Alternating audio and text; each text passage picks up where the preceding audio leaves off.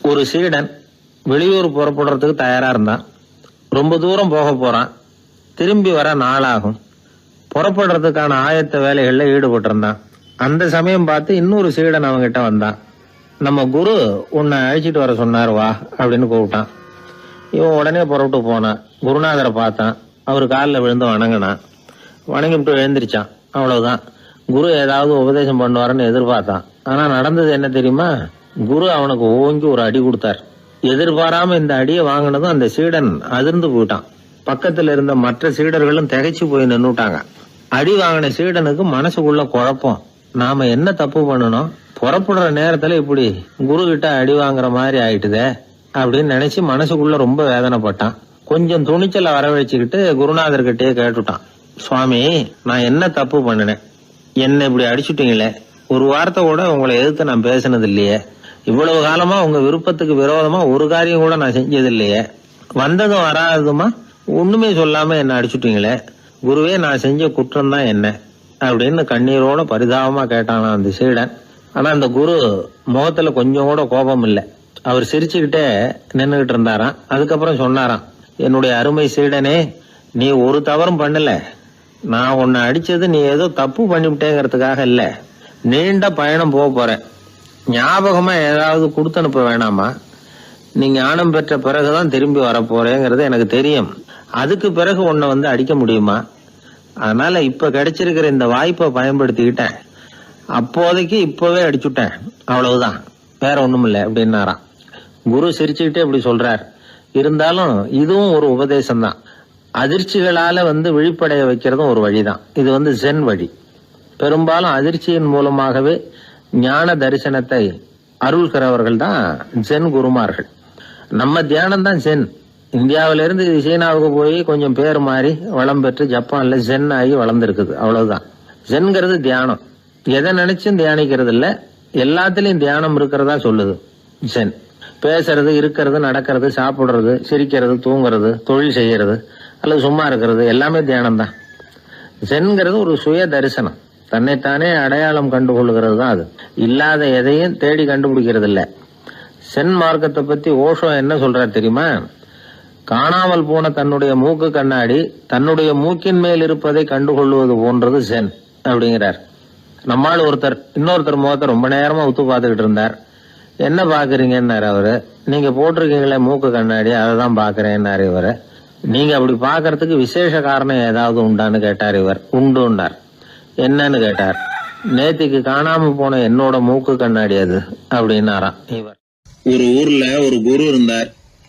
ஒரு நாள் அவரை தேடிட்டு ஒருத்தன் வந்தான். உனக்கு என்ன வேணும்னு கேட்டார் குரு. எனக்கு ஞான தெளிவு வேணும், அதுக்கு உங்க உபதேசம் எனக்கு தேவைன்னா. உபதேசம் வேணும்னா அதை பெற்றுக்கொள்ளுகிற அளவுக்கு தகுதி உள்ளவனா உன்னை தயார்படுத்திக்கணுமேன்னார். அதுக்கு நான் என்ன செய்யணும் சொல்லுங்கன்னா, முதல்ல நீ செய்ய வேண்டியது என்னன்னா, உங்ககிட்ட இருக்கிற எல்லா கெட்ட குணங்களையும் விட்டுட்டு 1 வருஷம் கழிச்சு வா, அப்புறம் பாக்கலான்னாரு. அவ்வளவுதானே, சரின்னு சொல்லிவிட்டு அவன் போயிட்டான். 1 வருஷம் கழிச்சு வந்தான். அவன் அங்க சேர்ந்த சமயத்துல அந்த ஆசிரமத்தின் மண் தரைய ஒரு வேலைக்காரன் பெருக்கி சுத்தம் பண்ணிட்டு இருக்கிறான்.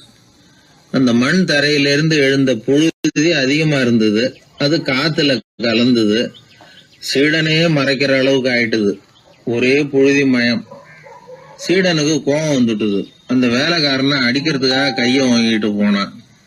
அவன் ஓடி போய் குரு கிட்ட சொல்லிவிட்டான், குருவே, உங்க உத்தரவுப்படிதான் நான் தரையை சுத்தம் பண்ணேன், ஆனா அந்த ஆளு என்ன அடிக்க வர்றான் அப்படின்னா. குரு பார்த்தார். அந்த சீடனை கூப்பிட்டார். இத பாருப்பா, உன்னுடைய எண்ணங்கள்ல பாம்பு புகுந்துட்டுது. அதையெல்லாம் விரட்டி அடிச்சு விட்டு 1 வருஷம் கழிச்சு வா, அதுக்கப்புறம் பாக்கலான்னுட்டார். சீடன் யோசனை பண்ணான். சரின்னு சொல்லிட்டு போயிட்டான். 1 வருஷம் கழிச்சு மறுபடியும் வந்தான். இப்போ அவன் வர்ற சமயத்துல அந்த வேலைக்காரன் என்ன பண்ணான் தெரியுமா?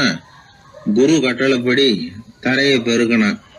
அப்புறம் அந்த புழுதியை எடுத்து வேணும்னே அந்த சீடன் மேல தூவனான். அவ்வளவுதான். சீடனுக்கு மகாகம் வந்துட்டுது. அந்த வேலைக்காரனை பிடிச்சி கண்ணாமண்ணான்னு திட்டிவிட்டான். வேலைக்காரன் குரு கிட்ட ஓடனான். ஐயா, அந்த ஆளு வாய்க்கு வந்தபடியெல்லாம் திட்டுறான் அப்படின்னா. குரு பார்த்தார். ஓ அப்படியா, அப்படின்னா இந்த தடவை பாம்புகள் கிடையாது, இப்போ அவன் இதயத்துக்குள்ள நுழைஞ்சிருக்கிறது நாய். அதை விரட்டி அடிச்சு விட்டு இன்னும் ஒரு வருஷம் கழிச்சு அவனை வர சொல், அப்புறம் பார்க்கலாம் அப்படின்னு சொல்லி அனுப்பி வச்சுட்டார். சீடன் திரும்பி போயிட்டான். ஒரு வருஷம் கழிச்சு மறுபடியும் வந்தான்.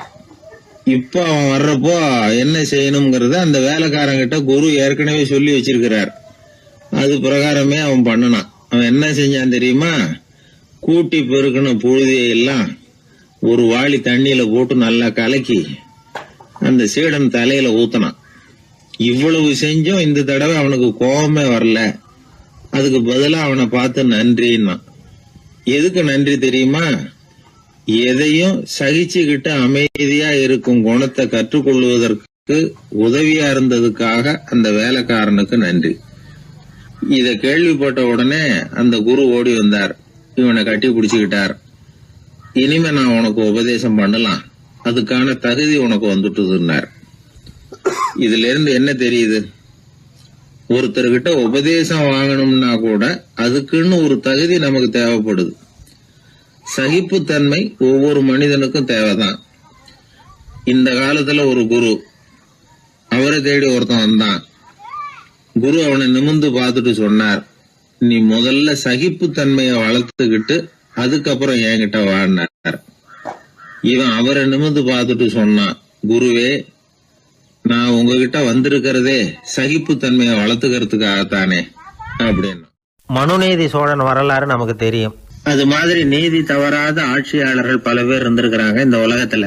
ஹசரத் உமர் பின் கத்தாப் அப்படின்னு ஒருத்தர், இஸ்லாத்தின் 2வது கலீஃபா இவர். அவருடைய ஆட்சி காலத்துல நடந்த ஒரு நிகழ்ச்சி. இந்த மன்னருக்கு ஒரு மகன், அவர் பேரு அபு ஷஹ்மா.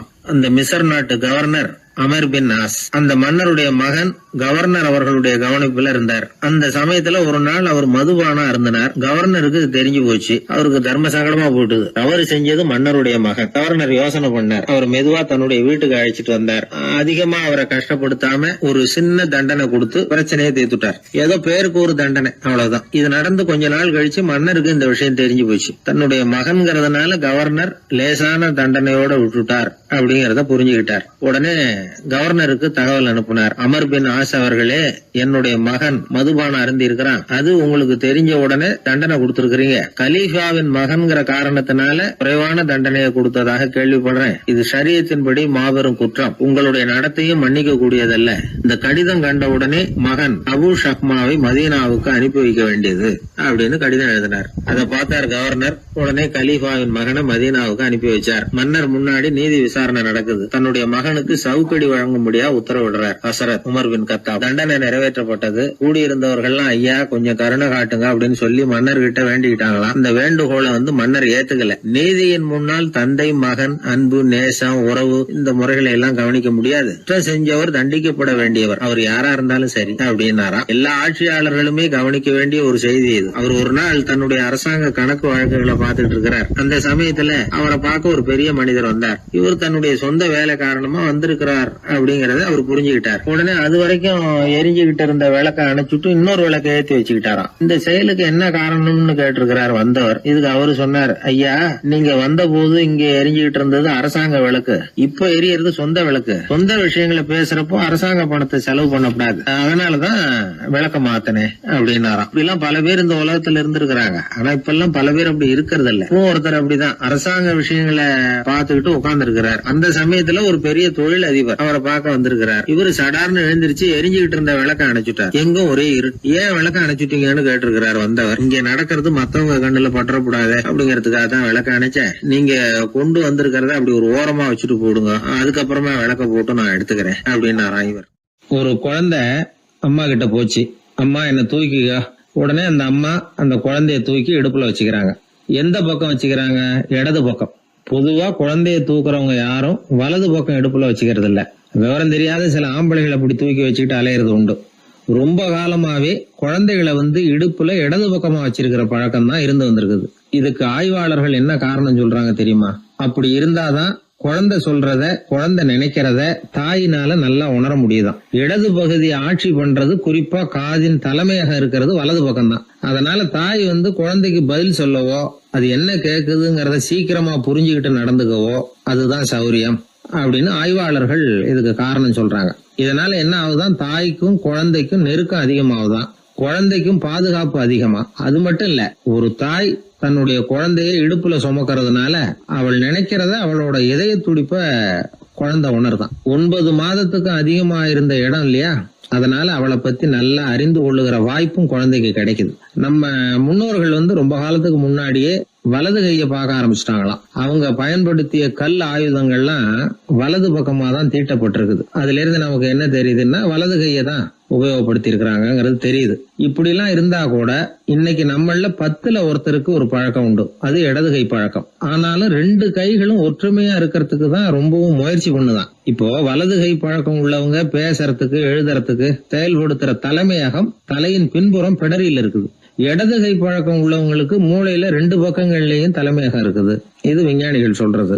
எத்தனையோ மேதைகள் இடது கை பழக்கம் உள்ளவங்களா இருந்திருக்கிறாங்க. அமெரிக்க மேதை பெஞ்சமின் பிராங்கிலின், இத்தாலிய ஓவியர் லியோனார்டோ டாவின்சி, இப்படி நிறைய பேர் இருந்திருக்கிறாங்க, இப்பவும் இருக்கிறாங்க. காலங்காலமா இயல்பாவே இடது கை பழக்கம் இருந்து வந்திருக்குது. அப்படி இருக்கிறப்போ வலது கை எப்போ இடது கைய வென்றது, ஜெயிச்சது அப்படிங்கிற விவரம் இன்னமும் யாருக்குமே புரியல, ஆய்வாளர்களுக்கும் புரியல. அவங்களும் யோசிச்சுக்கிட்டு இருக்கிறாங்க. உலகம் இடது பக்கமா தான் சுத்துது. வானத்துல இருக்கிற வெள்ளி வீதி, அப்புறம் அணுவுல இருக்கிற துணுக்குகள், உடம்புல இருக்கிற அமினோ அமிலம், இப்படி எல்லாமே இடதுபுறமா தான் இயங்கிட்டு இருக்குது. இவ்வளவு செய்திகள் இடது கைக்கு ஆதரவா இருக்கிறப்போ அது எப்படி வலது கை கிட்ட ஏமாந்தது அப்படிங்கிற ரகசியம் இன்னமும் யாருக்கும் தெரியலையா. இது சம்பந்தமா ஆராய்ச்சி பண்றவங்களுக்கு இது இன்னமும் ஒரு பிரச்சனையா தான் இருக்குதான். இப்படி இடது கை ஒதுங்கிட்டதுனால இப்பெல்லாம் வலது கைக்கு தான் மரியாதை அதிகமா போச்சு. ஒரு ஆசாமி இடது கையில கட்டு போட்டுட்டு வந்தானா, கையில என்னப்பா கட்டுன்னு விசாரிச்சிருக்கிறாரு ஒருத்தர். ஒரு இயந்திரத்தை பிரிச்சு ரிப்பேர் பார்த்துக்கிட்டு இருந்தேன், மறுபடியும் அதை ஓட விட்டு பாக்குறப்போ இடது கை விரல் மாட்டிக்கிட்டது, அதுதான் கட்டு அப்படின்றான். நல்ல வேளை வலது கை மாட்டி இருந்தா உன்னால சாப்பிட கூட கஷ்டமா போயிருக்குமே என்னார் அவர். இதுக்கு அவன் சொன்னானா, முதல்ல வலது கை தாங்க மாட்டிக்க இருந்தது, நான் தான் உடனே புத்திசாலித்தனமா அதை இழுத்துக்கிட்டு இடது கையை கொடுத்தேன் அப்படின்றான். இவன் எப்பேற்பட்ட புத்திசாலி பாருங்க. இந்த வலது கை இடது கைங்கிறத பத்தி அறிவியல் ஆராய்ச்சி ஒரு பக்கம் இருந்தாலும் கை சுத்தமா இருக்கணும், இது வாழ்க்கைக்கு முக்கியம். உண்மை, உழைப்பு, நேர்மை இதெல்லாம் இருந்தாதான் வாழ்க்கையில முன்னேற முடியும். அதனால இந்த இடது கை பழக்கம், வலது கை பழக்கம் எது எப்படி இருந்தாலும் அது ஒருத்தருடைய புத்திசாலித்தனத்தை பாதிக்கிறது இல்ல. அதனால வாழ்க்கையில முன்னேறதுக்கு இது ஒரு இடைஞ்சலா இருக்கிறது இல்ல. நாம நம்ம உடம்பையும் புரிஞ்சுக்குவோம், மனசையும் புரிஞ்சுக்குவோம். அப்படி புரிந்து கொண்டு வாழ்க்கையில முன்னேறுவோம். ஒரு இளைஞன், வசதியான குடும்பம், அவனுக்கு வாழ்க்கையில நிம்மதி இல்ல, வாழவே பிடிக்கல, எல்லாம் வெறுத்து போச்சு. என்ன பண்ணலாம்னு யோசனை பண்ணா ஒரு குருவை தேடிட்டு போனான். அவர்கிட்ட தான் வந்த விவரத்தை சொல்லி ஏதாவது வழி சொல்லுங்க சுவாமின்னு கேட்டான். அவரு பார்த்தார், சரி அதுக்கு முன்னாடி உன்னை பத்தி கொஞ்சம் சொல்லு, எவ்வளவு படிச்சிருக்கிற, என்ன தெரியும் உனக்கு அப்படின்னு கேட்டார். சுவாமி, நான் ஒழுங்கா படிக்கல, எதுவும் தெரியாது, ஆனா ஒண்ணு, கொஞ்சம் சதுரங்கம் ஆட தெரியும் எனக்கு, அவ்வளவுதான். குரு கொஞ்சம் யோசனை பண்ணார். பக்கத்துல இருந்த ஒரு சீடனை கூப்பிட்டார். அவங்கிட்ட ஒரு பேரை சொல்லி, நீ உடனே போய் அந்த பிக்ஷுவை இங்க கூப்பிட்டுட்டு வா அப்படின்னார். வரும்பொழுது ஒரு சதுரங்க பலகையும் அதுல விளையாடுறதுக்கான காய்களையும் எடுத்துட்டு வா, அப்படியே நம்ம சீடர்கள் எல்லாரையும் இங்க வர சொல்லு அப்படின்னு சொன்னார். கொஞ்ச நேரத்துல எல்லாரும் வந்து சேர்ந்தாங்க. சதுரங்க பலகையை கொண்டாந்து வச்சாங்க. அந்த பிக்ஷுவும் சேர்ந்தார். குரு முன்னாடி அடக்கமா நின்னார்.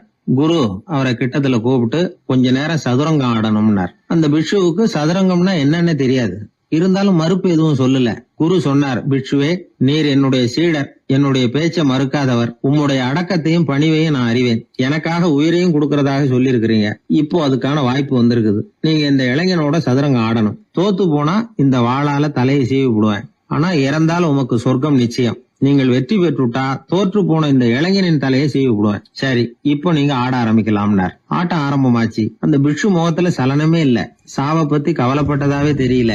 எதுவும் புரியலன்னாலும் குருவின் கட்டளைங்கிறதுனால ஏதோ ஒரு காயை நகர்த்திட்டு இருந்தார். சுத்தி இருந்த சீடர்கள் முகத்துல திகில், பயம், பாவம், நம்ம பிக்ஷு நிலைமை இப்படி ஆயிட்டுதே அப்படிங்கிற கவலை. குரு கையில பெரிய வாள் பளபளப்பா தயாரா இருக்குது. பிக்ஷு காயை நகர்த்துறது ஆரம்பத்திலேயே ஆச்சரியமா தெரிஞ்சாலும் அவருக்கு சதுரங்கம் பத்தி எதுவுமே தெரியாதுங்கிறது இளைஞனுக்கு புரிஞ்சு போச்சு. அவனுக்கு உற்சாகம் வந்துட்டது. சுறுசுறுப்பா காய்களை நகர்த்த ஆரம்பிச்சான். பிட்சு கொஞ்சம் கொஞ்சமா தோத்துக்கிட்டே வந்தார். சுத்தி இருக்கிற சீடர்கள் முகத்துல சொல்ல முடியாத வேதனை, இளைஞன் முகத்துல மகிழ்ச்சி. நிமிர்ந்து பார்த்தான் எதிரில இருந்த பிட்சுவை. அவர் முகத்தை பார்த்ததும் இவனுக்கு ரொம்ப பாவமா இருந்தது. அந்த முகத்துலதான் எவ்வளவு சாந்தம், எவ்வளவு இனிமை, அவர் கண்கள்ல எவ்வளவு கருணை. இவர் சாகத்தான் வேணுமா? இளைஞன் யோசிக்க ஆரம்பிச்சான். நாம இறந்து போனா யாருக்கும் எந்த இழப்பும் இல்ல, வீணாகி போன தன்னுடைய வாழ்வும் சாவும் யாரையும் பாதிக்க போறதில்ல. ஆனா துறவியும் ஞானியுமான கருணை மிக்க இந்த பிட்சு இறந்தா அது எவ்வளவு பெரிய இழப்பு, அதுக்கு நாம காரணமா இருக்கிறதா அப்படின்னு நினைச்சு பார்த்தான் அந்த இளைஞன். உடனே கண்ணாமண்ணான்னு விளையாட ஆரம்பிச்சுட்டான். அதாவது தான் தோத்து போகணுங்கிறதுக்காகவே. ஆட்டத்தை கூர்ந்து கவனிச்சுக்கிட்டு இருந்த குரு திடீர்னு சதுரங்க பலகையை கழுத்து தள்ளினார். காய்கள்லாம் செதறி போட்டுது. எல்லாரும் திகைச்சு போயிட்டாங்க.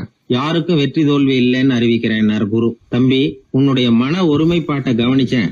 முழுமையா ஆட்டத்துல மூழ்கி போனதையும் பார்த்தேன். கடைசியில உயிர் தியாகம் பண்ண முடிவெடுத்து தாறுமாறா ஆட ஆரம்பிச்சதையும் கவனிச்சேன். வாழ்க்கை என்னங்கிறதும் எந்த வாழ்க்கை பயனுள்ள வாழ்க்கைங்கிறதும் உனக்கு புரிஞ்சுட்டுது. இப்ப இங்க அதை நீ கத்துக்கிட்ட. உன்னுடைய மனம் பக்குவ நிலையை அடைஞ்சுட்டுது. தியாகம் உன்னுடைய இதயத்துல குடி வந்துட்டுது. அது எங்க இருந்தாலும் நல்லதுதான். உனக்குள்ள இருந்துதான் அந்த தியாகம் வந்திருக்கு. அதை நீ அடையாளம் கண்டுபிடிச்சுக்கிட்ட. நீ இனிமே கொஞ்ச காலம் இங்கேயே இருந்துட்டு போகலாம். உன்னுடைய வாழ்வு பயனுள்ள வாழ்வா மாறும் அப்படின்னு சொல்லி அந்த குரு ஆசீர்வாதம் பண்ணார்.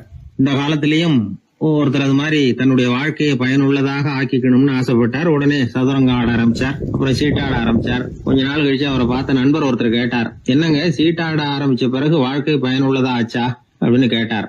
ஆச்சுன்னார் அவர். யாருக்கு, உங்களுக்கான்னு கேட்டார். இல்லைங்க, நான் யாரோட ஆடுனோ அவருக்கு வாழ்க்கை பயனுள்ளதா ஆச்சு அப்படின்னு ஒரு விளக்கம் கொடுத்தாராம். அதனால வாழ்க்கைங்கிறது ரொம்ப நுட்பமான ஒன்று. அந்த நுட்பமான வாழ்க்கையை புரிஞ்சுக்கிட்டு அதுக்கப்புறம் அதை பயனுள்ளதாக மாற்றிக்கொள்ள வேண்டியது மனிதர்களுடைய கடமை. விளையாடுறது வழக்கம். மரத்துக்கு அந்த பையன் பேரில் ஒரு பாசம் உண்டாக ஆரம்பிச்சுட்டுது. பையன் அந்த மரத்தில் உள்ள பூக்களை பறிக்கணும், பழங்களை பறிக்கணும்னு ஆசைப்பட்டான். அதுக்காகவே அந்த மரம் தன்னோட கிளைகளை வளைச்சி அவனுக்கு எட்டுற அளவுக்கு தலையை சாய்ச்சி கொடுக்குது. பையன் பூக்களை பறிக்கிறான். மரம் சந்தோஷப்படுது. மரம் அன்பின் அடையாளம். அதனால் அது கொடுக்கறதுல சந்தோஷப்படுது. மனிதன் ஆணவத்தின் அடையாளம். அதனால் இவன் பறிக்கிறதுல சந்தோஷப்படுறான். பையன் வளர்ந்தான். அந்த மரத்தின் மடியிலேயே படுத்து தூங்கினான். பூக்களை பறித்து மலர் கிரீடம் பண்ணி தலையில் சூடிக்கிட்டான். பழங்களை பறித்தான், சாப்பிட்டான். அதை பார்த்து அந்த மரம் சந்தோஷப்பட்டுது. கொஞ்ச நாளாச்சு. பையன் இன்னும் கொஞ்சம் பெரியவனானான். அந்த மரத்து மேலே ஏறி கிளையில் உட்காந்துக்கிட்டு ஊஞ்சல் ஆட ஆரம்பித்தான். அவனுக்கு சௌகரியத்தை கொடுக்கறதுல மரத்துக்கு ஆனந்தம், மரத்துக்கு அசௌகரியத்தை கொடுக்கறதுல அவனுக்கு ஆனந்தம். இது அன்புக்கும் ஆணவத்துக்கும் உள்ள வித்தியாசம். பையன் இன்னும் கொஞ்சம் வளர்ந்தான். அவனுக்கு கடமை, லட்சியம் எல்லாம் சேர்ந்தது. படித்து பரீட்சை எழுதி பாஸ் ஆக வேண்டியிருந்தது. அதனால் மரத்துக்கிட்ட வர்றதில்லை அவன். ஆனால் மரம் இவனுக்காக காத்துக்கிட்டு இருக்குது. இவன் உலக விஷயங்களில் மூழ்கிட்டான். தற்செயலாக ஒரு நாள் அந்த பக்கமாக போனான். மரம் அவனை பார்த்துது. மறந்துட்டியா என்ன, நான் உன்னை பார்க்கணும்னு ஆவலாக காத்துக்கிட்டு இருக்கேனே அப்படின்னுது. இவன் பார்த்தான். நீ என்ன வச்சிருக்கிற, நான் உங்ககிட்ட ஏன் வரணும், உங்ககிட்ட பணம் இருக்குதா சொல்லு, வர்றேன். ஏன்னா நான் இப்போ பணத்தை தான் தேடிக்கிட்டு இருக்கிறேன் அப்படின்னா. உனக்கு பணம் தானே வேணும், என்னுடைய பழங்களை பறிச்சுக்கோ, அதையெல்லாம் விற்பனை பண்ணு, பணம் கிடைக்கும் அப்படின்னு அந்த மரம். உடனே அவன் மரத்தில் ஏறினா, பழங்களை பறித்தான். பழுக்காத காய்களையும் சேர்த்து பறித்தான். தன்னோட கிளை கொம்புகள் உடைஞ்சா கூட அதுக்காக அந்த மரம் கவலைப்படலை, சந்தோஷப்பட்டுது. இவன் பழங்களை பொறுக்கிட்டு அந்த மரத்துக்கு ஒரு நன்றி கூட சொல்லாமல் அவன் பாட்டுக்கு போட்டான். அதுக்கப்புறம் அந்த பக்கமே திரும்பலை. பணம் சம்பாதிக்கிறதுலேயே குறியாக இருந்தான். மரத்துக்கு மறுபடியும் வருத்தம், அவன் வரலையேன்னு. பல வருஷம் கழித்து அவன் வந்தான். வா மகனே, என்னை கட்டி பிடிச்சிக்கொண்டுது அந்த மரம். நான் என்ன இன்னமும் சின்ன பிள்ளையா உன்னை கட்டி பிடிச்சிக்கிறதுக்கு அப்படின்னா அவன். நான் இப்போ ஒரு வீடு கட்ட போகிறேன், அதுக்கு உன்னால் உதவ முடியுமா அப்படின்னா.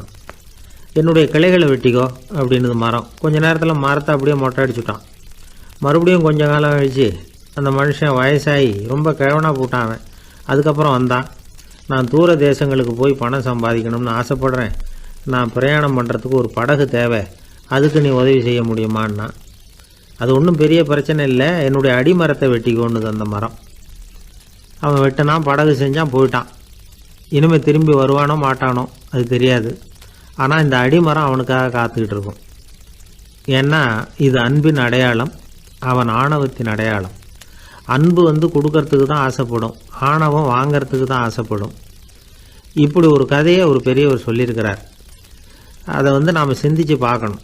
எல்லாமே நாற்காலிக்கு ஆசைப்படாதவர்கள் அப்படின்னு சொல்லிட முடியாது. ஏன்னா நிறைய பேர் நாற்காலிக்கு ஆசைப்படுறவங்கள நாம் பார்க்குறோம். உட்கார்றதுக்கு ஒரு நாற்காலி கிடச்சிடாதா, அதோட ஒரு கால் உடஞ்சி முக்காலியாக இருந்தாலும் பரவாயில்ல, ஒரு மாதிரியாக அனுசரித்து உட்காந்துக்கலாம் அப்படின்னு அலையிறவங்க எத்தனை பேர்? இந்த காலத்தில் மட்டும்தான் அப்படின்னு இல்லை, அந்த காலத்துலேயும் இதே மாதிரி ஆசைகள் சபலங்கள் இருந்திருக்கும் போல இருக்குது. பரமசிவன் வசிஷ்டருக்கு ஒரு விசேஷமான ஆசனத்தை கொடுத்துருந்தாராம். சரி, அப்படி என்ன அதில் விசேஷம்னா, வசிஷ்டர் ஒரு குறிப்பிட்ட இடத்துக்கு போகணும்னு நினச்சி புறப்படுறாருன்னு வச்சுக்கோங்க. அவருக்கு முன்னாடியே இந்த ஆசனம் புறப்பட்டுரும். போய் ஒரு வசதியான இடமா பார்த்து இருந்துக்கும். வசிஷ்டர் போவார். அங்கே போனதும் எங்கே உட்காரலாம்ங்கிற இட பிரச்சனையெல்லாம் அவருக்கு ஏற்படுறதில்ல. அதுதான் இவருடைய இருக்கை அங்கே முன்னாடியே போய் காத்துக்கிட்டு இருக்குதே. நேராக போவார், அதில் உட்காந்துக்குவார். மற்ற முனிவர்கள்லாம் இதை பார்த்தாங்க. அவங்களுக்கு பொறாமையாக இருந்து தான் எல்லோரும் ஒரு இடத்துல கூடி இதை பற்றி பேசியிருக்கிறாங்க. என்ன இது, நாமளும் அவரை மாதிரி தானே இருக்கிறோம், இருந்தாலும் நமக்கும் அது மாதிரி ஒரு ஆசனம் கிடைக்கலையே அப்படின்னு யோசனை பண்ணியிருக்காங்க. சரி, நேராக பரமசிவன்கிட்டே போவோம், இதை பற்றி கேட்போம் அப்படின்னு நினச்சிக்கிட்டு போனாங்களாம். பரமசிவனை பார்த்துருக்குறாங்க. ஐயா, நாங்களும் முனிவர்கள் தானே, வசிஷ்டர் பண்ணுறது மாதிரி நாங்களும் உங்களை குறித்து கடும் தவம் பண்ணிக்கிட்டு தானே இருக்கிறோம். அப்படி இருக்கும் பொழுது அவருக்கு மட்டும் ஏன் இந்த விசேஷ சலுகை அப்படின்னு கேட்டிருக்காங்க. அதுக்கு பரமசிவன் சொன்னாராம், முனிவர்களே, உங்கள் கேள்விக்கு நான் பதில் சொல்கிறேன், ஆனால் அதுக்கு முன்னாடி நீங்கள் ஒரு காரியம் பண்ணணும்னாராம். என்ன செய்யணும் சொல்லுங்கன்னு இருக்காங்க. நீங்கள் ஒவ்வொருத்தரும் தனித்தனியாக போய் உங்களை விட உயர்ந்த ஒருத்தரை தேடி கண்டுபிடிச்சி அவருக்கு அதிதி பூஜை பண்ணி அவரை ஒரு மண்டலத்துக்குள்ளே என்கிட்ட அழைச்சிட்டு வந்துருங்க அப்படின்னாராம். சரின்னு எல்லாரும் புறப்பட்டுருக்காங்க. அவங்க போனதுக்கப்புறம் நந்தி தேவனை அழைச்சி வசிஷ்டரை கூப்பிட்டுக்கிட்டு வர சொன்னாராம். அவர் வந்தார், வணங்கினார். வசிஷ்டரே, இன்னையிலேருந்து ஒரு மண்டலத்துக்குள்ளே உங்களை விட தாழ்ந்தவர் ஒருத்தரை தேடி கண்டுபிடிச்சி அவருக்கு அதிதி பூஜை பண்ணி அவரை என்கிட்ட கூப்பிட்டுட்டு வாங்கன்னு விட்டார். சரின்னு இவரும் புறப்பட்டு போயிட்டார். கொஞ்ச நாள் ஆச்சு. முனிவர்கள்லாம் திரும்பி வந்தாங்க. பரமசிவன் முன்னாடி நின்னாங்க.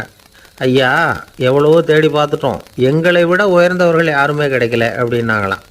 வசிஷ்டரும் சேர்ந்தார். ஐயா, எவ்வளவோ தேடி பார்த்தேன், என்னை விட தாழ்ந்தவர் யாருமே கிடைக்கல அப்படின்னாராம். அவரே தொடர்ந்து சொன்னார், என்னுடைய மனைவி எனக்கு அடங்கினவ தானே, அவளுக்காவது அதிதி பூஜை பண்ணி அழைச்சிட்டு வந்துடலாமான்னு யோசித்து பார்த்தேன். என்னோடய மனசு அதுக்கும் இடம் கொடுக்கல. ஏன்னா அவளோட பதி விரதத்துக்கு முன்னாடி நாம் ஏமாத்திரம் அப்படின்னு யோசித்து பார்த்தேன். அதனால் அந்த எண்ணத்தையும் கைவிட்டுட்டேன் அப்படின்னு ரொம்ப வருத்தத்தோடு சொன்னாராம். இதை கேட்ட உடனே மற்ற முனிவர்களுக்கு வெக்கமாக போச்சு. இந்த உலகத்தில் நம்மளை விட மேலானவங்க யாருமே இல்லைன்னு நாம் நினச்சோம். வசிஷ்டரோ தன்னை விட தாழ்வானவங்க யாருமே இல்லைன்னு நினைக்கிறார். பரமசிவன் ஏன் அந்த ஆசனத்தை அவருக்கு மட்டும் கொடுத்தார் அப்படிங்கிற கேள்விக்கான பதில் அவங்களுக்கு கிடச்சிட்டு தான். இந்த காலத்தில் நாம் எப்படி நினைக்கிறோம்னா, எல்லாரும் நம்மளை விட மட்டமானவங்கன்னு நினைக்கிறோம். அதனால் நாம் மட்டும் நாற்காலியில் உட்காந்தா போதும் அப்படின்னு நினைக்கிறோம். ஏமாந்து போனவங்க சந்தர்ப்பம் பார்த்து காலை வாரி விட்டுறாங்க, கீழே விழுந்து காலை உடச்சிக்கிறோம். அதுதான் இன்றைக்கி நடக்கிறது. ஒரு அம்மா தன்னோட வீட்டுக்காரரை ஒரு மனோதத்துவ டாக்டர்கிட்ட அழைச்சிட்டு போனாங்களாம். என்ன ப்ராப்ளம்னு கேட்டிருக்கார் டாக்டர். எங்கள் வீட்டுக்காரர் அடிக்கடி நாற்காலியில் உட்காந்து காலை உடச்சிக்கிறார் அப்படின்னாங்களாம். அப்படின்னா அந்த நாற்காலியில் தான் ஏதோ கோளாறு அப்படின்னாரான் டாக்டர். அப்படி இருக்க முடியாது டாக்டர் அப்படின்னாங்களாம் அந்த அம்மா. அது எப்படி அவ்வளோ உறுதியாக சொல்கிறீங்கன்னு கேட்டிருக்கார் அந்த டாக்டர். எங்கள் வீட்டில் நாற்காலியே கிடையாது டாக்டர், இவர் இருக்கிறதா நினச்சிக்கிட்டு உட்கார்றார், அதுதான் ப்ராப்ளம். ஒரே ஒரு ஊரில் ஒரு ராஜா இருந்தார், ரொம்ப நல்லவர். ஒரு நாள் அரண்மனையில் விசாரணை நடந்துக்கிட்டு இருக்குது. அதில் ஒரு வழக்கு. ஒரு விவசாயி புகார் கொடுக்குறார். என்ன புகார்னா, அவர் வயலில் ஆடுகள் மேய்ஞ்சி பயிரை அழிச்சுட்டுது. நிறைய உழைச்சி செலவு பண்ணி பயிரை உண்டாக்கி வச்சுருந்தேன், எல்லாம் போயிட்டுது. இனிமேல் நான் என்ன செய்கிறது, நீங்கள் தான் சரியான தீர்ப்பு வழங்கணும் அப்படின்னார் அந்த விவசாயி. அந்த ஆடுகளுக்கு சொந்தக்காரர் யாருன்னு கண்டுபிடிச்சி அரண்மனைக்கு அழைச்சிட்டு வாங்கன்னு உத்தரவு போட்டார் ராஜா. சேவகர்கள் போனாங்க, ஆளை கண்டுபிடிச்சாங்க, கூப்பிட்டுக்கிட்டு அரண்மனைக்கு வந்துட்டாங்க. ராஜா விசாரணை பண்ணார். அப்புறம் விசாரித்து முடிச்சுவிட்டு தீர்ப்பு வழங்கினார். இந்த விவசாயி அடைந்திருக்கிற இழப்புக்கு ஈடாக உன்னுடைய ஆடுகளை அவங்ககிட்ட கொடுத்துட வேண்டியது அப்படின்னு சொல்லிவிட்டார். உன்கிட்ட இருக்கிற ஆடு பூரா அவன்கிட்ட கொடுத்துரு, அந்த ஆட்டுனால் ஏற்பட்ட இழப்பு சரியாக போகட்டும் அப்படின்னு தீர்ப்பு வழங்கிட்டார்.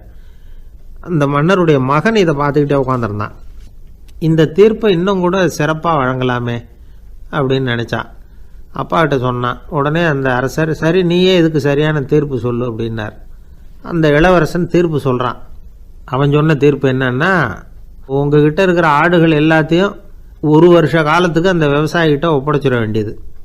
அந்த 1 வருஷத்துக்குள்ள அந்த ஆடுகள் போடுற குட்டிகள், பால், எரு எல்லாம் விவசாயி எடுத்துக்க வேண்டியது.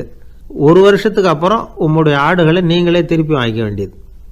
இதுதான் இளவரசன் சொன்ன தீர்ப்பு. இது சரியான தீர்ப்பு தான். இனிமேல் என்னுடைய அரச பொறுப்புகளை இளவரசர் வசம் ஒப்படைக்கிறேன் அப்படின்னு சொல்லி ஒப்படைச்சுட்டாராம். அதாவது தாவூத் நபி, சுலைமான் நபி இவர்களுடைய சரித்திரத்தில் இந்த சம்பவம் காணப்படுறதாக ஒரு நண்பர் சொன்னார். ஒரு தண்டனையை பெறுகிறவன் அதுக்கு பிறகு சமூகத்தில் நல்ல விதமாக வாழறதுக்கு வாய்ப்பு இருக்கிறது மாதிரி அமையணும் தீர்ப்பு. அதுக்கு இது ஒரு உதாரணம். சில தீர்ப்புகள் எப்படி அமைஞ்சு விடுதுன்னா, ஒரு தண்டனையை அனுபவித்து முடித்தவன் அதுக்கப்புறம் அவன் இந்த சமூகத்தில் நல்லவனாக வாழறதுக்கு நினச்சா கூட அதுக்கு தகுதி இல்லாதவன் அப்படிங்கிற அளவுக்கு சூழ்நிலை அமைஞ்சிருது. இது சிந்திக்க வேண்டிய ஒரு செய்தி. இன்னொரு ஊரில் ஒரு ராஜா இருந்தார். அவர் ஒரு நாள் ஒரு போட்டி வச்சார். என்ன போட்டின்னா, அரண்மனை வாசலில் ஒரு பெரிய நீச்சல் குளம், அதில் நிறைய விஷப்பாம்புகள். எந்த இளைஞன் துணிச்சலாக அதில் நீச்சல் குளத்தில் குதித்து நீந்தி கரையேறி வர்றானோ அவனுக்கு 100 ஏக்கர் நிலம் பரிசாக வழங்கப்படும். அது வேணாம்னா 1000 ஆடுகள் பரிசாக வழங்கப்படும். அதுவும் வேணான்னா என்னுடைய மகளை கல்யாணம் பண்ணிக்கலாம். இதுதான் மன்னருடைய அறிவிப்பு. பரிசுலாம் நல்லா தான் இருக்குது. இருந்தாலும் பாம்புகள் உள்ள குளம்ங்கிறது நல்லா இல்லையே. அதனால் யாரும் அதில் குதித்து நீஞ்சறதுக்கு முன் வரல. இருந்தாலும் திடீர்னு ஒரு இளைஞன் அந்த நீச்சல் குளத்தில் குதித்தான். நீந்தினா ஒரு வழியாக கரையேறி வந்துட்டான். மன்னருக்கு ரொம்ப மகிழ்ச்சி.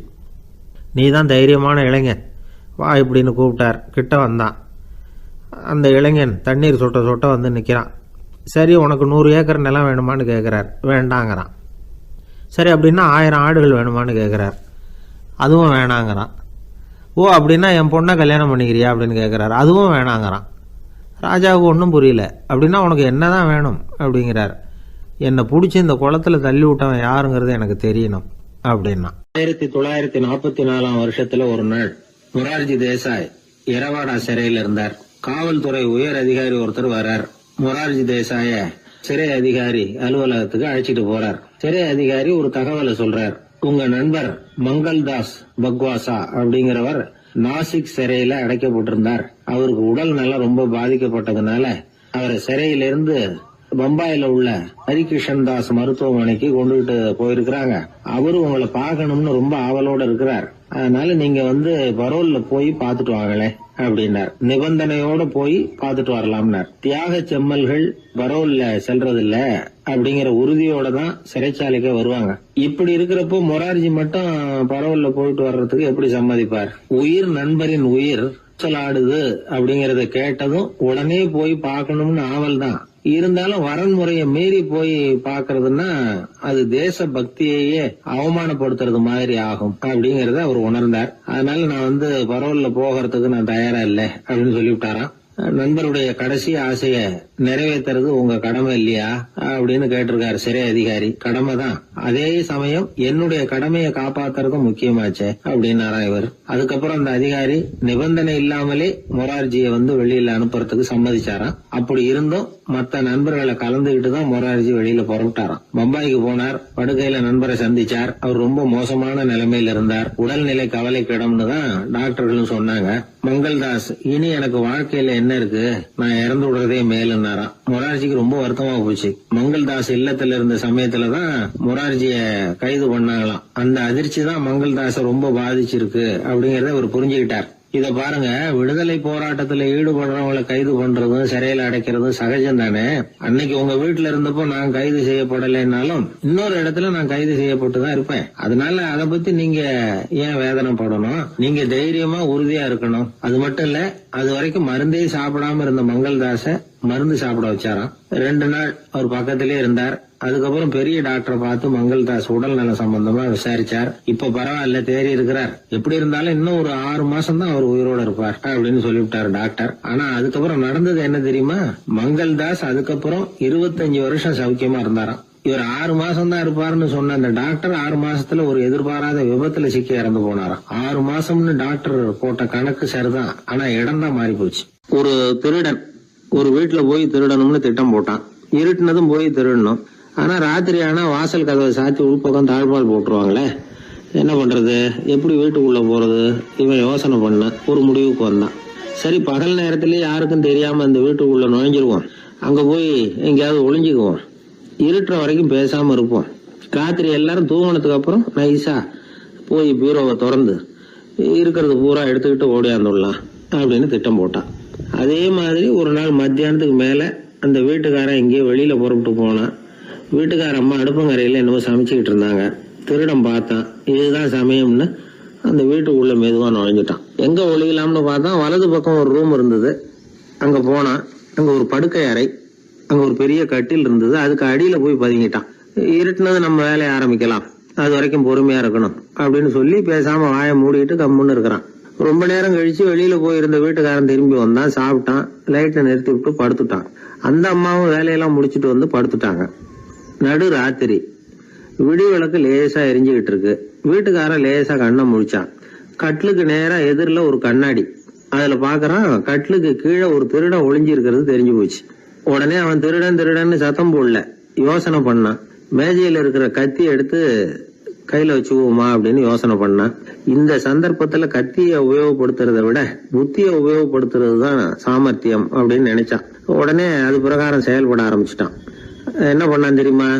எதையும் வெளியில காட்டிக்காம ரொம்ப சர்வசாதாரணமா தன்னுடைய மனைவி கிட்ட பேச ஆரம்பிச்சான். மனைவியும் புத்திசாலி, அதனால அவங்களுக்கு தெரியும். அவங்களும் வீட்டுக்காரர் கேட்ட கேள்விக்கு பொருத்தமா பதில் சொல்ல ஆரம்பிச்சாங்க. இவன் கேட்டான், இந்த பாரு, நமக்கு குழந்தை பிறந்தா அதுக்கு கிருஷ்ணமூர்த்தின்னு தான் பேர் வைக்கணும் அப்படின்னா. அதெல்லாம் முடியாது. ஆம்பளை பிள்ளையா இருந்தா ஏகாம்பரம், பொம்பளை பிள்ளையா இருந்தா பங்கஜவல்லி, இதுதான் அவங்க மாமனார் மாமியார் பேர், அதான் வைக்கணும் அப்படின்னாங்க அந்த அம்மா. அதெல்லாம் முடியாது, நான் முடிவு பண்ணிவிட்டேன் கிருஷ்ணமூர்த்தின்னு கத்தனா அவன். இல்ல ஏகாம்பரம் பங்கஜவல்லின்றது இந்த அம்மா. வாதம் முத்தி போச்சு. கிருஷ்ணமூர்த்தி கிருஷ்ணமூர்த்தி கிருஷ்ணமூர்த்தின்னா அவன். ஏகாம்பரம் பங்கஜவல்லி ஏகாம்பரம் பங்கஜவல்லின்னு இவங்க கத்துறாங்க. ஒரே சத்தமா போச்சு. இத கேட்டதும் பக்கத்து வீட்டுல இருந்தவங்க, எழுத்த வீட்டுல இருந்தவங்க எல்லாம் எழுந்திரிச்சு ஓடி வந்து இவங்க வீட்டு கதவை தட்ட ஆரம்பிச்சுட்டாங்க, தட தடன்னு. இவன் சாவகாசமா எழுந்திரிச்சு போய் கதவை திறந்தான். என்னங்க, இந்த ராத்திரி வேலையில எங்களை எல்லாம் ஏன் கூப்பிட்டீங்க, யாருக்கு என்னாச்சு அப்படின்னு கேட்டாங்க. கேட்டது யாருன்னா பக்கத்து வீட்டு கிருஷ்ணமூர்த்தி, எழுத்த வீட்டு ஏகாம்பரம் பங்கஜவல்லி எல்லாரும். அடடே, உங்களை கூப்பிடலீங்க, குழந்தைக்கு பேர் வைக்கிறது சம்பந்தமா எங்களுக்குள்ள சண்டை வந்துட்டுது, அதுதான் விஷயம். வேணும்னா இதை கட்லுக்கு அடியில ஒளிஞ்சிட்டு இருக்கிறான ஒருத்தன், அவனை கூட கேட்டு பாருங்க, அவன் தான் இதுக்கு சாட்சி அப்படிங்கிறான் அந்த ஆளு. உடனே எல்லாரும் விஷயத்த புரிஞ்சுக்கிட்டு திருடனை பிடிச்சி போலீஸ்ல ஒப்படைச்சிட்டாங்களாம். நெருக்கடியான நேரங்கள்ல பதறாம புத்திசாலித்தனமா செயல்படணுங்கிறத தெரிஞ்சுக்கிறதுக்காக இந்த கதை.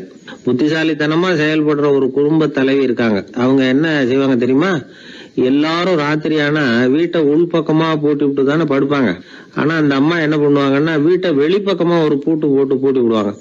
எழுத்த வீட்டுக்காரங்க கிட்ட சொல்லி தினமும் இப்படி பூட்டி விட சொல்றது பழக்கம். ஏங்க அப்படி செய்யறீங்க, திருடன் சுலபமா உள்ளே வந்துடக்கூடாதுங்கிறதுக்காகவா அப்படின்னு கேட்டாங்க. இல்லைங்க, சுலபமா வெளியில போயிடக்கூடாதுங்கிறதுக்காக அப்படின்னாங்க. என்னங்க சொல்றீங்க அப்படின்னு கேட்டாங்க. ஆமாங்க, இவருக்கு அந்த பழக்கம் உண்டு அப்படின்னு தன்னுடைய வீட்டுக்காரரை காட்டினாங்க. பக்கத்து வீடுகள் பத்திரமா இருக்கணுங்கிறதுக்காக தன்னுடைய வீட்டை பூட்டி வைக்கிறது ஒரு பெரிய விஷயம் தானே. ஒரு வயதான குரு சாய்வு நாற்காலியில உட்கார்ந்திருந்தார். ஒரு ஆள் அவரை தேடிட்டு வந்தான். வந்து அவர் முன்னாடி நின்னான். ஐயா, நான் உங்களுக்கு சீடனா ஆயிடலாம்னு நினைக்கிறேன் அப்படின்னா. அந்த குரு நிமிந்து பார்த்தார். இத பாருப்பா, அது அவ்வளவு சுலபமான வேலை இல்ல. அப்படியா சொல்றீங்க அப்படின்னா. ஆமா, நீ ஒரு சீடனா ஆகணும்னா உன்னுடைய அகங்காரத்தை எல்லாம் விட்டுடணும், தியானத்துல முழுமையா ஈடுபடணும், இது மாதிரி இன்னும் பல காரியங்களை ஒழுங்கா செய்யணும், ஒரு ஈடுபாட்டோட செய்யணும். அது மட்டும் இல்ல, இதெல்லாம் தொடர்ந்து நீண்ட நாட்களுக்கு செய்ய வேண்டி இருக்கும். அப்படி உன்னால முடியுமா அப்படின்னார். வந்தவன் யோசிக்க ஆரம்பிச்சான். சீடனாகிறதுலேயே இவ்வளவு சிரமம் இருக்குங்கிறது அவனுக்கு தெரியாது. யோசிச்சுக்கிட்டே அந்த குருவை பார்த்தான். அவர் சாய்வு நாற்காலியில இருந்த நிலைமைய பார்த்தான். சரிங்க சுவாமி, சீடனாகிறது இவ்வளவு கஷ்டம்னா அது வேணாம், அதுக்கு பதிலா உங்களை மாதிரி ஒரு குருவா ஆயிடுறேனே அப்படின்னா. குரு சிரிச்சார். நீ சொல்றது சரிதான், குருவாகிறது சுலபமான வேலைதான் அப்படின்னார். இதை கேட்டதும் அந்த ஆளுக்கு ஏகப்பட்ட சந்தோஷம். கஷ்டப்படாம குருவாயிடலாம் போல இருக்குதே அப்படின்னு கணக்கு போட்டான். பிறகு அந்த குரு சொன்னார், நீ குருவாயிட்டா பல சீடர்களுக்கு தலைவனா ஆகணும், அவங்கள வழி நடத்தி செல்லணும். அது கஷ்டமாச்சே. ஏன்னா பல பேர் கோவப்படுறவங்களா இருப்பாங்க, சில சமயம் சண்டை கூட போட்டுக்குவாங்க, சொல்றத கேட்க மாட்டாங்க, பணிவு இருக்காது, இப்படிப்பட்டவங்களை எல்லாம் சமாளிக்கிறதுங்கிறது ரொம்ப ஆபத்தான விஷயமாச்சேன்னார். என்ன சுவாமி, இப்ப கொஞ்ச நேரத்துக்கு முன்னாடி தானே சொன்னீங்க குருவா ஆகிறது சுலபம்னு அப்படின்னா. ஆமா, அது சரிதான். இப்ப என்னையே பாரு, நான் எவ்வளவு ஓய்வா இருக்கிறேன். ஆனா ஒண்ணு, ஒருத்தன் பல சீடர்களை வந்து வழி நடத்தி செல்லணும், அல்லது ஒரு சீடன் ஆயிடணும். இப்படி ரெண்டுல ஒண்ணு ஆனாதான் நல்லது அப்படின்னாரு அவரு. அவன் இப்ப ரொம்ப குழம்பி போயிட்டான். ஏன்னா மாத்தி மாத்தி ஒவ்வொரு விதமா சொல்றாருன்னு. சுவாமி, நீங்க சொல்றத பார்த்தா ரெண்டுமே கஷ்டமான காரியமா தான் தோணுது. என்ன முடிவு எடுக்கிறதுன்னு எனக்கு புரியல. அதனால உங்களுடைய அபிப்பிராயம் என்ன, அதை சொல்லுங்க அப்படின்னு கேட்டான். இப்ப அந்த குரு சொன்னார், நீ பல சீடர்களின் தொல்லைகளுக்கு ஆளாகிறத விட நீயே முதல்ல சீடனாகி தொல்லைப்படுறதுதான் சரியா இருக்கும். ஏன்னா அப்ப நீ உன்னுடைய பிரச்சனையை மட்டும்தான் கவனிக்க வேண்டியிருக்கும். குரு ஆயிட்டீன்னா பல பேருடைய பிரச்சனையில தலையிட வேண்டியிருக்கும் அப்படின்னார். ஒரு உண்மையான குருவுக்கும் சீடனுக்கும் உள்ள உறவுங்கிறது ரொம்ப பயன் கருதாத ஒரு அன்பு கலப்பு. ரெண்டு இயற்கையான முழுமை நெருங்கி வந்து ஒன்றோட ஒன்று கலக்கிறது. நீங்க கேள்வி கேட்டா எப்படி அது முழுமை இருக்க முடியும்? அதுல முழுமைங்கிறது ஒரு அமைதியான நிலை. இந்த காலத்து குரு சீடர்கள்லாம் வேற மாதிரி. ஒரு குரு தன் சீடன் கிட்ட சொன்னார், இந்த பாருப்பா, நீ இந்த உலகத்துல எதுக்கும் பிரயோஜனப்பட மாட்ட, பன்றி மேய்க்கிறது கூட லாய்க்கில்லை அப்படின்னார். அப்படின்னா ஒண்ணு செய்யறேன் அப்படின்னா சீடன். என்ன பண்ணுவேன்னு கேட்டிருக்காரு குரு. உங்களை மாதிரியே ஒரு குருவாயிடுறனே அப்படின்னானா அந்த சீடன். பத்திரிகையில வர்ற செய்திகளை கூட நகைச்சுவையா சொல்றது உண்டு. அதாவது அதை நேரடியா சொன்னா வானொலியில அனுமதிக்க மாட்டாங்க சில விஷயங்களை.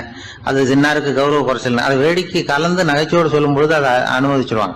அப்ப அந்த விசாரணை கமிஷன் அது இது நிறைய நடந்துகிட்டு இருந்தது. டெல்லியில இருந்து அமலாக்க பிரிவு அதிகாரிகள்லாம் வராங்க போறாங்கன்னு பத்திரிகையில அமர்க்கலப்பட்ட இடம்.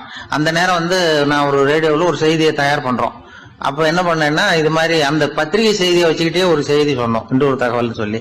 அதனால ஒருத்தன் வந்து தமிழ்நாட்டுல ஒரு ஆள், அவன் திடீர்னு வந்து கோடீஸ்வரன் ஆயிட்டான். நேற்று வரைக்கும் சாதாரணமா இருந்தா இன்னைக்கு கோடீஸ்வரன் ஆயிட்டான். டெல்லியில இருந்து 2 அதிகாரிகள் வராங்க, எப்படி அவன் பணம் சேர்த்தான்னு கண்டுபிடிக்கிறதுக்கு. அவனை கூப்பிட்டு 2 அதிகாரிகளும் எப்படிடா பணம் சேர்த்த? நான் ஒன்னும் தப்பான வழியில பணம் சேர்க்கல சார், நான் வந்து பந்தயம் கட்டியே பணக்காரன் ஆயிட்டேன். பந்தயம் கட்டியே எப்படிடா பணக்காரன் ஆக முடியும் அப்படின்னா, நீங்க நம்புங்க சார், நான் பந்தயம் கட்டி தான் பணக்காரன், தப்பான வழியில சேரல சார். பந்தயம் கட்டி எப்படிடா கோடீஸ்வரன் ஆனே அப்படின்னா, நாங்க நம்ப முடியாதுன்றான் விசாரிக்க வந்தவன். அப்படின்னா உங்ககிட்டே ஒரு பந்தயம் கட்டட்டுமான்றான் விசாரிக்க வந்தவன்ட்டே. என்னடா பந்தயம் அப்படின்னா, ஒண்ணுமில்ல சார், இது என் கண்ணு, இது என் பல்லு, என் கண்ணை என் பல்லாலேயே கடிக்கிறேன், எவ்வளவு பந்தயம். விசாரிக்க வந்தவன் 100 ரூபாய் எடுத்து வச்சான், இதை ப்ரூவ் பண்றான்னு. அப்படியே கண்ணை எடுத்துட்டான். அது பளிங்கு கண்ணு, ஏற்கனவே ஒரு கண்ணு பளிங்கு கண்ணு வச்சுனா எடுத்து கடிச்சு விட்டான். இது விசாரிக்க வந்தாலும் 100 ரூபாய் விட்டுட்டு நிக்கிறான். எப்படி பணம் சேர்த்தான்னு வந்தவன். உடனே இன்னொருத்தன், இவன்ட்ட என்னடா பேச்சு கொடுக்காரா, நம்ம பணம் தான் அங்க போயிட்டு இருக்கு, உனக்கு விசாரிக்க தெரியல, போடா நான் விசாரிக்கிறேன்னு அடுத்த வந்தான். அதே நீ ஒழுங்கா சொல்றேன், எப்படா பணம் சேர்த்தேன் சார், நீங்க கொஞ்சம் புத்திசாலியா தெரியுது அவரை விட, நீங்களாவது நம்புங்க சார், பந்தயம் கட்டி தான் பணம் சேர்த்தேன், நான் நம்ப முடியாது. அப்படின்னா உங்ககிட்ட இன்னொரு பந்தயம் கட்டட்டுமா அப்படின்றான். வேண்டாம், அவனை ஏமாத்தி விட்டேன் அதனால வேண்டான்றான். இல்ல சார், அவரு ஏமாந்தது பொய் கண்ணு, பளிங்கு கண்ணுன்னு தெரியாது, ஏமாந்துட்டார். இப்போ உங்ககிட்ட பந்தயம் கட்டுறது நெஜம் கண்ணு, இந்த பக்கம் பளிங்கு கண்ணு கிடையாது, நெஜம் கண்ணு, இதை பல்லால கடிக்கிறேன் அப்படின்னா அவன் ஒரு 100 ரூபாய் எடுத்து வச்சான். இவன் அப்படியே பல்செட்டை கேட்டினான் தனியா, அப்படியே கேட்டு கடிச்சு விட்டான். அதே விட்டுட்டான். இவன் உடனே 2 பேரும், இவன்கிட்ட பேச பேச நம்ம பணம் தான் அவன்கிட்ட போயிட்டு இருக்கு, இவன் எப்படி பணம் சேர்த்தான்னு கண்டுபிடிக்கிறதுக்கு டெல்லியில இருந்து வந்திருக்கோம், இவன் மேற்கொண்டு பேசாத, பேச பேச பந்தயம் கட்டுவான். திரும்பி போறதுக்கு ரயிலுக்கு டிக்கெட்டு சரியா இருக்கா பாடுறான்றான். அவன் கரெக்டா எண்ணி பார்த்து கரெக்டா இருக்குப்பா, மேற்கொண்டு பேசாத, அவன்கிட்ட நம்ம போயிடுவோம், போய் நம்ம அதிகாரிகிட்ட சொல்லிடுவோம்னு சொல்லி போயிட்டு வரேன் சார் அப்படின்னு சொல்லிட்டு மரியாதை போயிட்டாங்க. போய் டெல்லியில பெரிய அதிகாரிகிட்ட போய், சார் அவன்கிட்ட வந்து விசாரிச்சு பார்த்தோம் சார், தமிழ்நாட்டுல பந்தயம் கட்டி தான் பணம் சேர்த்தேன்னு சாதிக்கிறான், எங்ககிட்ட ஒரு 200 ரூபாய் வாங்கிட்டான் சார் அப்படின்னு. அவருக்கு கோவம் வந்துட்டுது. இந்தியாவுக்கே தலைமை அதிகாரி, இதுக்காகவாடா நீங்க இருக்கீங்க, எத்தனை பேர் இருக்கீங்க உங்களை மாதிரி ஜூனியர் ஆபீசர்ஸ் நம்ம ஆபீஸ்ல இந்தியா பூரா விசாரிக்கிறதுக்கு அப்படின்னா 30 பேர் இருக்கோம் சார். 30 பேருக்கு அனுபவம் பத்தாது, நான் இந்தியாவுக்கே தலைமை அதிகாரி, அனுபவம் ஜாஸ்தி, உங்களுக்கு ட்ரைனிங் கொடுக்கணும் எப்படி ஒருத்தரை விசாரிக்கிறதுன்னு. 30 பேரும் ஒரு ரூம்ல வந்து உட்காருங்க, ஒரு ஆள் போய் அந்த ஆள் தமிழ்நாட்டுல இருந்து இங்க கூப்பிட்டுட்டு வா, வர்ற வரைக்கும் அவன்கிட்ட பேசாதீங்க, பந்தயம் கட்டுவான், மெதுவா கொண்டு வந்து நிறுத்து அப்படின்னா ஒரு ஆள் வந்து ஸ்பெஷலா கூப்பிட்டு போட்டான். இது மாதிரி மேடையில நிறுத்திவிட்டு ஒரு தலைமை அதிகாரி 30 ஜூனியர் அதிகாரிகள் அவங்களுக்கு பயிற்சி கொடுக்குறார். இவனை பார்த்து, ஒழுங்கா சொல்லு, எப்படி பணம் சேர்த்த, நான் இந்தியாவுக்கே தலைமை அதிகாரி, என்கிட்ட உண்மையை ஒத்துக்கிட்டீங்கன்னா உன்னை அப்ரூவர் ஆக்கிடுவேன் அல்லது தண்டனையை குறைப்பேன், அந்த அதிகாரம்லாம் என்கிட்ட உண்டு, ஒழுங்கா சொல்லு அப்படிங்கிறார். அவர், சார் நீங்க இந்தியாவுக்கே தலைமை அதிகாரி, அனுபவம் ஜாஸ்தி, நீங்களாவது நம்புங்க சார், நான் பந்தயம் கட்டி தான் பணம் சேர்த்தேங்கிறான். இங்கேயே வந்து இப்படி சாதிக்கிறேன், உன்னை நம்ப முடியாதரா அப்படின்னா உங்ககிட்ட ஒரு பந்தயம் கட்டட்டுமா நானா அவர்கிட்ட போய். வானண்டா என் ஆளை ஏமாத்தி விட்டேன் அப்படின்னா, இல்ல சார் அவங்க ஏமாந்தது என் உடம்ப பத்தின ரகசியம். என் கண்ணு பளிங்கு கண்ணுன்னு தெரியாது, நான் பல்செட்டு கட்டியிருந்தது தெரியாது, ஏமாந்துட்டாங்க. இப்ப நான் உங்ககிட்ட கட்டுற பந்தயம் உங்க உடம்ப பத்தின ரகசியம். என் உடம்புல என்னடா ரகசியம்? முதுகுல உங்க முதுகுல 1 ரூபா அகலத்துக்கு கருப்பா ஒரு மச்சம் இருக்கு, உண்டா இல்லையானா? இல்லேன்னு தெரியும் அவருக்கு. இல்லடா நேத்து வரைக்கும் இல்ல சார், இப்ப இருக்குது மச்சம் அப்படின்னு உடனே 100 ரூபாய் எடுத்து வச்சார் அவர் தலைமை அதிகாரி. ஒரு 100 ரூபாய் வச்சு சட்டையை கட்டி காட்டுறாரு, மச்சம் இல்ல. இவன் தோத்துட்டான் இங்கிருந்து போனவன். உடனே 200 ரூபாய் எடுத்து வச்சுக்கிட்டு, தோழர்களே இப்படிதான் ஒருத்தரை விசாரிக்கணும், என்கிட்ட இவன் ஏமாந்துட்டான் பாருங்க, துருவி துருவி விசாரிக்கிறதுன்னு சொல்றாங்களே இதுதான் அப்படின்னு விளக்கம் கொடுத்தாரு. அப்போ இவன் மெதுவா ஆரம்பிச்சானா, சார் இந்த பந்தயத்துல உங்களுக்கு 200 ரூபாய் லாபம், ஆனா இதே பந்தயத்துல எனக்கு 2900 ரூபாய் லாபம் சார் அப்படின்றான். என்னடா பண்ண அப்படின்னு கேட்டிருக்காரு. உங்களுக்கு தெரியாம இந்த 30 பேர்கிட்டையும் தனித்தனியா ஒரு பந்தயம் கட்டியிருக்கேன். 30 பேர்கிட்ட என்னடா பந்தயம் கட்டினேன்? ஒண்ணும் இல்ல சார், உங்க எல்லாரும் முன்னாடியும் உங்க மேல் அதிகாரியை சட்டையை கேட்ட வைக்கிறேன், உங்களுக்கு பந்தயம் கட்டினேன். போயிட்டு பூரா எனக்கு 2900 ரூபாய் லாபம். அவரு பார்த்தாரு, அதிர்ச்சி ஆயிட்டாரு. தலைமை சார் நீங்க போங்க சார் அப்படின்னு சொல்லி ஒரு ஆளை கொண்டு போய், சாரை கொண்டு போய் மரியாதையா பக்கத்து ரூம்ல விட்டாங்க. இனிமே அவர்கிட்ட யாரும் பேசாதீங்க வாங்கன்னு சொல்லிவிட்டு, அதுக்கப்புறம் தோழர்களே இவர் பேச ஆரம்பிச்சார். தோழர்களே இனிமே யாரும் தமிழ்நாட்டு பக்கம் விசாரிக்க போகாதீங்க. நீங்க யாராவது போறதுன்னா மத்திய பிரதேசம், உத்தரப்பிரதேசம், இப்படி எத்தனையோ பிரதேசம் இருக்கு, போயிட்டு வாங்க. தமிழ்நாட்டுக்கு மட்டும் போகாதீங்க, ஏன்னா அங்க போனா நம்ம பணத்துக்கு ஆபத்து வந்துருது அப்படின்னு சொன்னாருன்னு இந்த கதையை ரேடியோவில் சொன்னேன். இந்த கதையை உண்மை சம்பவமா சொன்னா அனுமதிச்சிருக்க மாட்டாங்க. இந்த நகைச்சுவைக்கு உள்ள மரியாதை என்னன்னா, அது ஒரு கதை மாதிரி உண்டு பண்ணி இப்படி சொன்னதும், இதுல என்ன அதனுடைய விசேஷம்னா, இந்த ஸ்கிரிப்ட வாங்கிட்டு வர சொல்லி மந்திரியினுடைய பிஏ வந்தார். ஒரு மந்திரி அப்ப இருந்தவர், அவர் பிஏ அடிக்கடி வருவார். வந்து இந்த போன நேற்று முந்தா நாள் ரேடியோவில் சொன்ன அந்த இன்னொரு தகவல் காப்பி ஒண்ணு வாங்கிட்டு வா அப்படி இப்படின்னு கூப்பிடுவார். மேடையில பேசுறதுக்கு எங்களுக்கு தேவை, உபயோகப்படும்னு கேட்பார். அவரு இந்த நிகழ்ச்சி வந்தப்போ உடனே அன்னைக்கு வந்துட்டார் அந்த பிஏ. இன்னைக்கு காலையில சொன்னீங்களே சார், மந்திரி கேட்கிறாரு மேடையில பேசுறதுக்கு அப்படின்னு. நான் அப்பதான் ஆச்சரியப்பட்டேன். பாருங்க இந்த நகைச்சுவைக்கு உள்ள மரியாதை. அவரே கேட்கிறார், சொல்லப்பட்டதே அவரை பத்தி தாங்கிறது தெரியாம அவரே எப்படி சொல்ல. அதுதான் சிரிப்புக்குள்ள மரியாதைங்கிறது. அது யாரை பத்தி சொல்றோமோ அவருக்கு தெரியாம கூட சொல்லலாம் அதை. அப்படி இது உண்மையில நடந்த சம்பவம். அந்த அமைச்சர் இப்ப இல்ல, உயிரோட எல்லாம் இருந்து வாங்கிட்டு இருந்தார். கிராமத்துல ஒருத்தன் தன்னுடைய நகங்களை வெட்டிக்கிட்டு இருந்தான். வெட்டி முடிச்சதும் ஒரு வயசானவர் அவனை பார்த்து, அதையெல்லாம் அடுத்தவன் கண்ணில் படுறது மாதிரி போட்டுறாதப்பா, ஆபத்துன்னார். என்ன ஆபத்துன்னு கேட்டான் இவன். எவனாவது பில்லி சூனியம் வைக்கிறவன் எடுத்துட்டு போயிட போறான் அப்படின்னாரு அவர். வேண்டாத ஒருத்தனுக்கு ஏதாவது கெடுதல் பண்ணணும்னா உடனே மந்திரவாதியை தேடி போறது உண்டு. மந்திரவாதி என்ன பண்ணுவாருன்னா, யாருக்கு சூன்யம் வைக்கணுமோ அவனோட காலடி மண்ணு, முடி, நகம் இதையெல்லாம் அவனுக்கு தெரியாம எடுத்துட்டு வா அப்படிம்பார். இது மட்டும் இல்ல, அழுக்கு துணி, வேறு மனித உருவம் மாதிரி செய்யப்பட்ட பொம்மை, இதையெல்லாம் கூட மந்திரவாதிகள் பயன்படுத்துறது உண்டு. இதெல்லாம் ஏமாத்து வேலை. மனிதனுடைய முடி, நகம் இதெல்லாம் வெட்ட வெட்ட வளருது இல்லையா, அதனால அதுக்குள்ள உயிர் இருக்கிறதாக ஆதி மனிதர்கள் நம்பி இருப்பாங்க. அதனால மனுஷங்கிட்ட இருந்து அதெல்லாம் பிரிக்கப்பட்ட பிறகும் கூட அதுகளுக்கும் அந்த மனுஷனுக்கும் தொடர்பு இருக்கிறதாக அவங்க நம்பினாங்க. அந்த நம்பிக்கை தொடர்ந்து அதோட விளைவாதான் இன்னைக்கு மந்திரவாதிகள் நகத்தையும் முடியையும் எடுக்கிறாங்க. அந்த நகத்துக்கும் முடிக்கும் ஒரு பாதிப்பு உண்டாக்குனா அது சம்பந்தப்பட்டவனுக்கு போய் சேரும் அப்படிங்கறது அவங்க நினைப்பு. அவ்வளவுதான் விஷயம். இது மாதிரி நம்பிக்கைகள் தான் இன்னைக்கு நகம், முடி இதையெல்லாம் மற்றவங்க கண்ணில் படும்படி போடக்கூடாது அப்படிங்கிற வழக்கத்தை உண்டாக்கி விட்டுது. ஒருத்தர் பேரு என்னன்னு கேட்டு தெரிஞ்சுட்டு போய் அந்த பேரை வச்சு அவனோட ராசி பலனை கணிச்சு அவனுக்கு ஏற்பட இருக்கிற கெட்ட நேரத்துல அவனுக்கு சூன்யம் வச்சா அது உடனே பலிக்கும் அப்படின்னு ஒரு நம்பிக்கை. அது மட்டும் இல்ல, சூன்ய தகட்டுல பேரை எழுதி புதைக்கிறதும் உண்டு. இதனாலதான் பெண்கள் கணவன் பேரை சொல்லாத பழக்கம் ஏற்பட்டுதான். அதாவது பேரை கேட்டுக்கிட்டு போய் ஏதாவது கெடுதல் பண்ணிவிட்டா என்ன பண்றது அப்படிங்கிற பயம். அப்படி ஆரம்பிச்ச பழக்கம்தான் இன்னைக்கு ஏதோ மரியாதைக்காக கணவன் பேரை பிறர் முன்னிலையில சொல்றது இல்லை அப்படிங்கறது மாதிரி ஆயிட்டுது. மந்திரவாதிகள் நம்ம ஊர்ல மட்டும்தான் இருக்கிறாங்கன்னு நினைக்காதீங்க, உலகம் பூரா உண்டு. பிசி தீவில் வாழக்கூடிய மக்கள் என்ன செய்வாங்களாம் தெரியுமா? இது மாதிரி மாந்திரீகம், செய்வன, பில்லி, சூனியம் இதெல்லாம் தங்களை பாதிக்காம இருக்கிறதுக்காக வீட்டை சுத்தி அகழி வெட்டி அதுல தண்ணீரை நிரப்பி வச்சிருவாங்களாம். ஆஸ்திரேலியாவில் இருக்கக்கூடிய பழங்குடி மக்கள் கிட்ட ஒரு பழக்கம், ஏதாவது பழங்கள் சாப்பிட்டா அதோட விதைய தண்ணீர்லயோ அல்லது ஆத்துலயோ போட்டுருவாங்களாம்.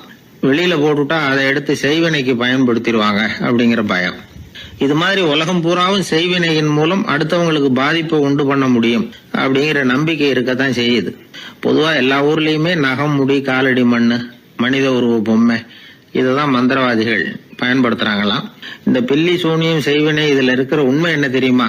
நகமோ முடியோ எதையும் செய்யறது இல்ல. சம்பந்தப்பட்டவனுக்கு ஏற்படுற பயம் இருக்கு பாருங்க, அதுதான் பாதிக்கும். இது மனநிலையை பொறுத்த விஷயம். வேற விஞ்ஞான ரீதியான பாதிப்பு இதுல எதுவும் கிடையாது. நம்ம ஊர்ல ஏற்பட்ட பகுத்தறிவு சிந்தனைகள், மூட நம்பிக்கைகளை எவ்வளவோ குறைச்சிருக்குது. இருந்தாலும் ஏமாந்து போறவங்க இன்னும் இருந்துகிட்டு தான் இருக்கிறாங்க. இந்த காலத்துல சின்ன குழந்தைகளை கூட ஏமாத்துறது கஷ்டம். ஒரு குழந்தை கேட்டுதான், ஏன்பா பிரார்த்தனை பண்ணுனா நமக்கு எல்லாம் கிடைக்குமா அப்படின்னு தான். ஓ கிடைக்குமே அப்படின்னாராம் அப்பா. நீ வச்சிருக்கிறிய பேனா அது கூட கிடைக்குமா அப்படின்னு கேட்டுதான் குழந்தை. ஓ கிடைக்கும் அப்படின்னாராம். அப்படின்னா நீ வச்சிருக்கிற பேனாவை என்கிட்ட கொடுத்துரு, அதுக்கப்புறம் நீ பிரார்த்தனை பண்ணி வேற ஒரு பேனாவை வாங்கிக்கோ அப்படின்னு தான் அந்த சின்ன குழந்தை. ஒரு ராஜா இருந்தார். அவர் ஒரு பெரிய கோயில் கட்டினார். பல ஊர்கள்ல இருந்து சிற்பிகள்லாம் கொண்டுகிட்டு வந்தார். அழகழகா சிற்பங்களை செய்ய சொன்னார். ஊர்ல உள்ள ஜனங்களும் கோயில் கட்டுறதுக்கு அவங்களால முடிஞ்ச உதவியை செஞ்சாங்க. ராத்திரி பகலா வேலை நடக்குது. கோயில் கொஞ்சம் கொஞ்சமா வசந்துகிட்டே வந்துட்டுது. அந்த ஊர்ல ஒரு வயசான அம்மா இருந்தாங்க, ரொம்ப ஏழை.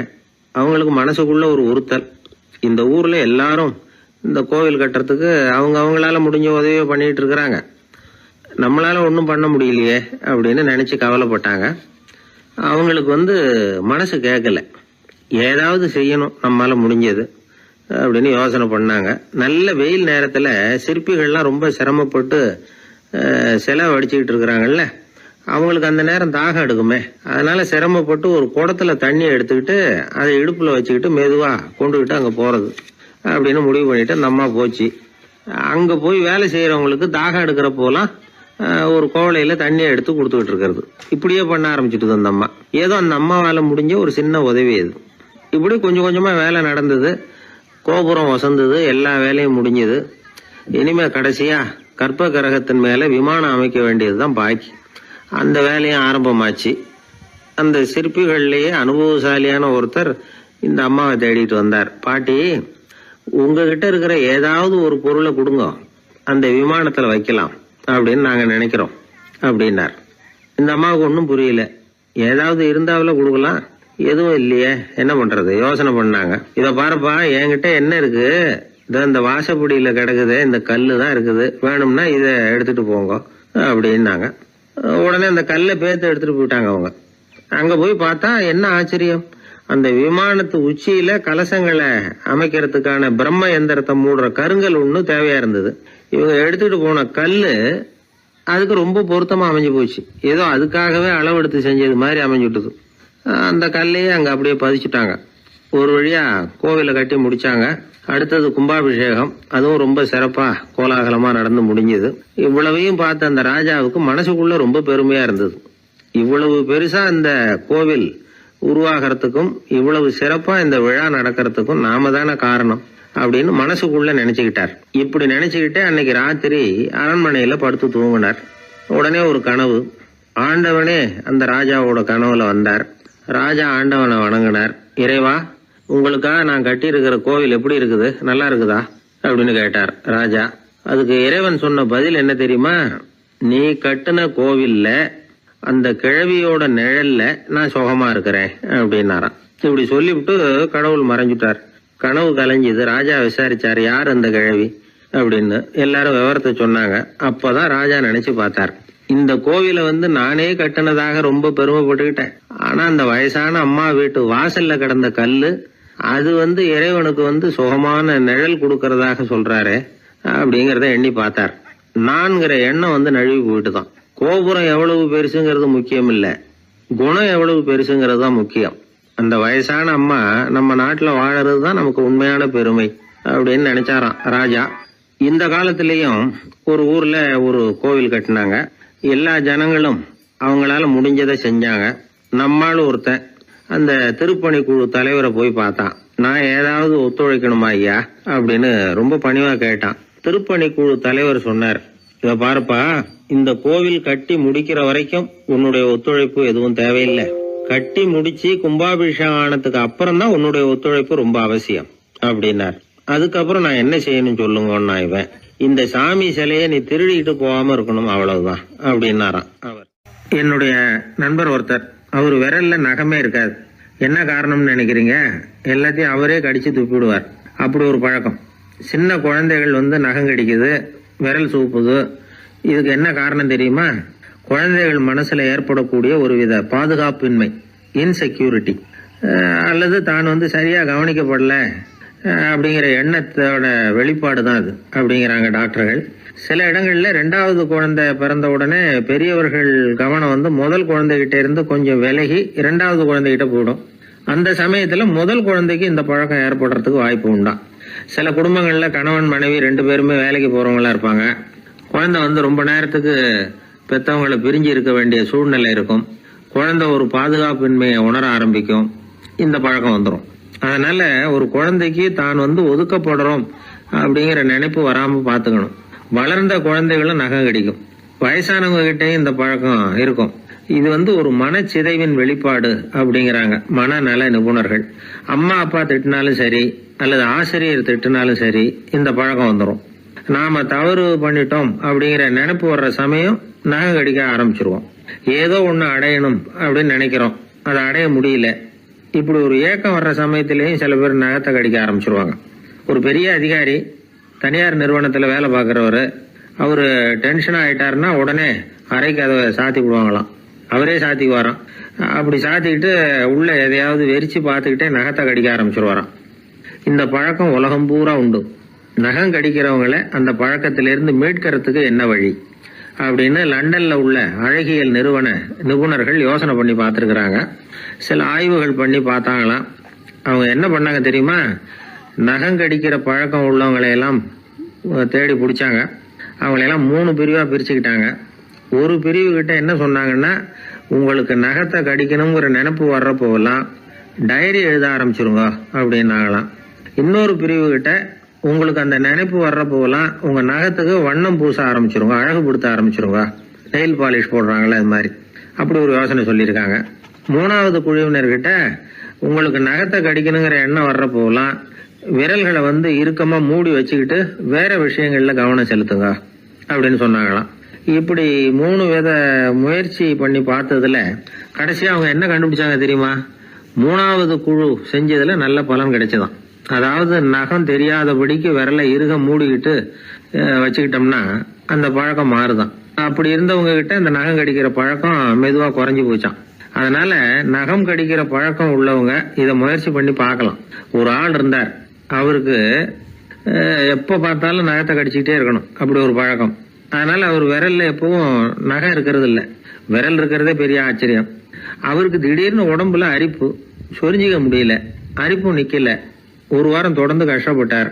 கடைசியா ஒரு டாக்டர் கிட்ட ஓடினார். அவர் எல்லாத்தையும் விவரமா கேட்டுக்கிட்டு கடைசியா கொஞ்சம் மாத்திரை கொடுத்து வேலைக்கு ஒண்ணு சாப்பிடு அப்படின்னாராம். இந்த